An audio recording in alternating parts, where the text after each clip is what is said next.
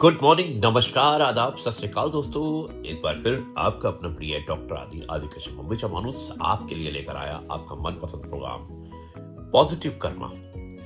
दोस्तों, आज है एपिसोड नंबर 1631 और आज की एक बहुत अच्छी कहानी है जिसका शीर्षक है सच्ची दोस्ती। शुरुआत करता हूं इस कहानी की कुछ इस प्रकार। एक समय की बात है कि ऊंचे पहाड़ों के बीच बस एक छोटे से गांव में लीला नाम की एक युवा और निडर लड़की रहा करती थी। लीला अपनी बहादुरी और दयालु हृदय के लिए जानी जाती थी। उसका एक अनोखा दोस्त था जिसका नाम था लियो। लेकिन दोस्तों, ये जो दोस्त था ये एक शेर था, ना कि कोई इंसान। आपको आश्चर्य हो सकता है कि एक लड़की शेर से कैसे दोस्ती कर सकती है, लेकिन ये सब तब शुरू हुआ जब लीला को घने जंगल में एक शेर का बच्चा मिला जो बिल्कुल अकेला और डरा हुआ था। उसने अपनी देखभाल करने का फैसला किया, यानी कि लीला ने इस बच्चे को, शेर के बच्चे को देखभाल करने का फैसला किया और उसका नाम रख दिया लियो। अब जैसे जैसे दिन बीतते गए, लीला और लियो दोनों सबसे अच्छे दोस्त बन गए। वो एक साथ खेलते, जंगल का पता लगाते और अपने रहस्य, अपनी बातों को साझा करते। लियो कोई साधारण शेर नहीं था, वो दयालु और नम्र था। लीला के प्यार और देखभाल की वजह से वो कभी भी इंसानों पर उसने हमला नहीं किया। वो कभी कभी लीला से मिलने अपने जंगल से गांव के पास बने हुए तालाब के पास लीला से मिलने आ जाता।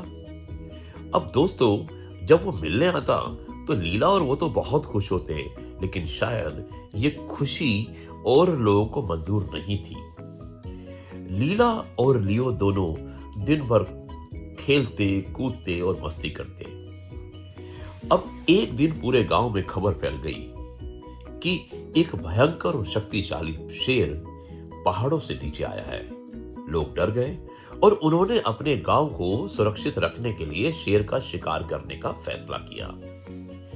लीला ने शेर के बारे में सुना और महसूस किया कि शायद लियो के बारे में तो नहीं, क्योंकि लियो ही था जो गांव के पास तालाब दगाया करता था।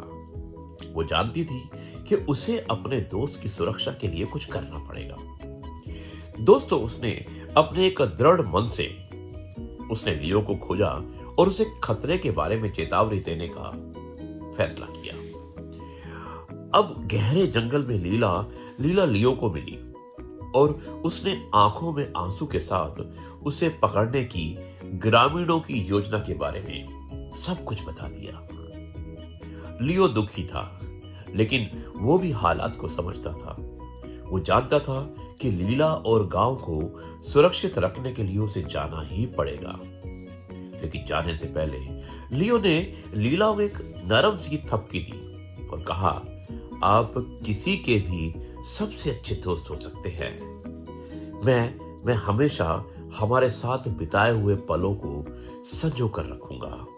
और फिर भारी मन से लियो नाम का शेर जंगल से गायब हो गया। गांव के लोगों को लियो कभी नहीं मिला और लीला ने अपने प्रिय शेर मित्र को फिर कभी नहीं देखा। लेकिन वो जानती थी कि उसने अपने गांव की रक्षा करने के लिए ये सही कदम उठाया, भले ही इसके लिए उसे अपने सबसे खास, सबसे प्रिय मित्र लियो को अलविदा कहना पड़ा। दोस्तों, कई बार ऐसा ही होता है। हम कह सकते हैं कि सच्ची दोस्ती त्याग करने और सही काम करने में है, भले ही वो कठिन काम क्यों ना हो। अपने गांव, अपने दोस्त लियो की रक्षा के लिए लीला की बहादुरी और बलिदान हमें सिखाती है कि सच्ची दोस्ती